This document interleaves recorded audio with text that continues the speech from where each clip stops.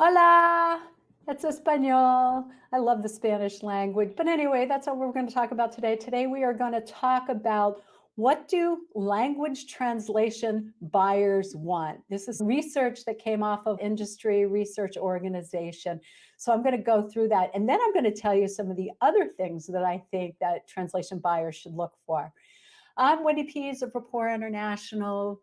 I guess I said it once and it sounded like Bapor, but Rapport International, where we connect you to anyone, anywhere in the world by providing high quality translation in over 200 languages. Every Thursday morning at 11:30 a.m. East Coast time, I go live discussing translation and cultural faux pas and translation mistakes and information about the industry. So today, we're going to talk about what language translation buyers want. Well, of course, they want, number one, quality translation. They want to know that what they wrote or said or developed is accurately communicated in another language. What they should also want is cultural adaptation, because you can accurately communicate something, but if it doesn't make sense in the culture, then it's not a high quality translation. So we make sure that all of our translations are culturally adapted. When we do that, if we have questions for the client, we bring it back to them.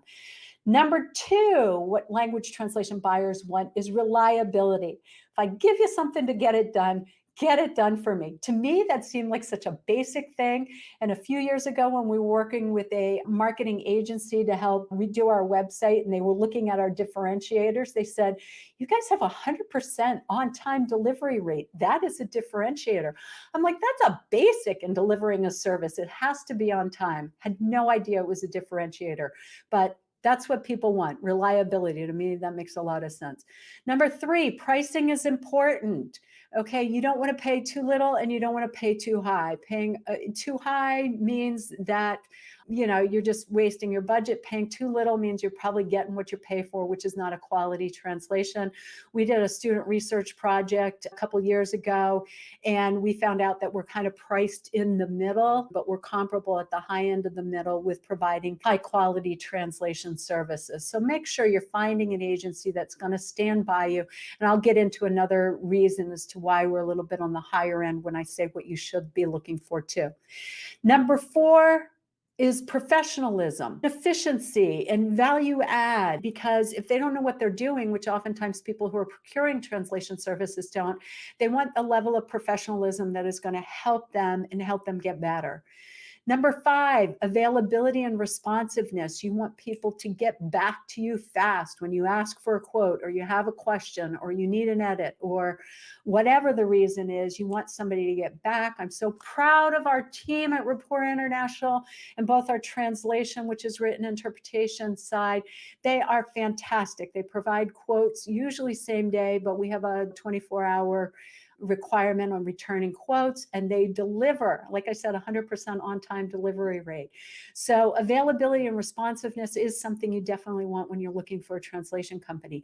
And speed. If you allow enough time for translation, or the same amount of time for translation that you'd allow for something being written, then that's going to give you a turnaround time. We say on average allow 1,000 words per day. Usually translators can work faster and do more words per day, but 1,000 words per day you allow for the project to get started and logged and sent out, any process things, any questions to happen, the project to get done, and then return it to you with everything that needs to be done on it. Sometimes there is a rush when you have a deadline, or you've got a recall, or you've got a patent application filing deadline that you're working with that you need it extra fast, and then you've got to make sure that your agency can meet your needs on that. So clearly communicate any deadlines. Number seven, and the final one that the research shows of what language translation buyers want, is flexibility and scalability. If you've got the potential to expand quickly to other countries, or go deeper in a market, or you start releasing more blogs, translation buyers do need agencies that scale. That is one issue if you hire an individual. They take vacation or they get sick or they stop translation, you've lost the scalability on that. And I've seen some companies really struggle with that and then try to figure out how to manage it. That's what you get with working with an agency, is they're going to make sure that they always have a deeper bench for you and meet your needs. Okay, so those are the 7 things that came up in research. I've got 4 more things that I think that if you're buying translation, it's useful to look for. One is you want consistency of voice. And we do something that's called linguistic matchmaking. And so that means if you send a project over to us, we're going to look at the content, we're going to look at the language pair, we're going to look at the style and culture, and we're going to make sure to appoint somebody that we think is appropriate to do your translation. And not only on that project, we're going to keep that translator consistent on your work. So when you send something else in, they've increased their knowledge about your company. The research that they've done on doing any projects feeds what they're doing in the future. So your brand names that are consistent, you've got your how you describe things that are consistent, and that person's building knowledge. That's really, really important. One time years ago, before I was owner of Rapport International, we have a client that we still work with, and they shopped around their sales catalog, and we had done all the packaging and all the labeling for all the toys that they have. And when they sent the sales catalog out that was going to be used at the conferences, they shopped it on price. They got somebody cheaper. They did all different names. So here the salespeople are at the conference with the toys named one thing on the package, and then the sales catalog had completely different names. So they had no idea how to sync that up together. So you want to have that consistency and linguistic matchmaking on there. Number 2, document management. We've got another client that over the 30-something years that we've worked with them, they've had transition through their project managers. And when they want to re-release SKUs, they come back to us for the original content that they can edit and then have edits to the translation. So behind the scenes, we're actually working as a document management agency for them. So that helps to reuse the content, which saves you costs in the long run. Number 3 is expertise. We are working with people that are going global all the time. So we hear about best practices, we make connections, and we can use that information to help you figure out ways to do things. So look for somebody that has expertise, or look for an agency that can do your language translation, that has the expertise and is willing to share it with you and work you through. So that continual learning helps you get better and better and leveraging best practices. And then the final thing that I say you should also be looking for in your agency is their network.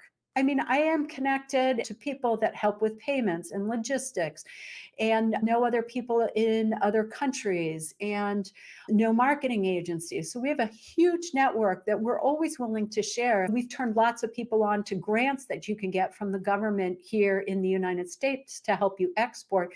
And we're also advising other companies from outside the United States on how you would come in and access this market, or who the connections are in their countries. We don't have all the countries, but we've got some of them, as to help build your network and help build your global business. I mean, that's what it's all about, is making everybody rise together. So those are the 7 that research show, and the 4 that I additionally suggest that you should look for when you're looking to hire a translation agency. I hope this helped.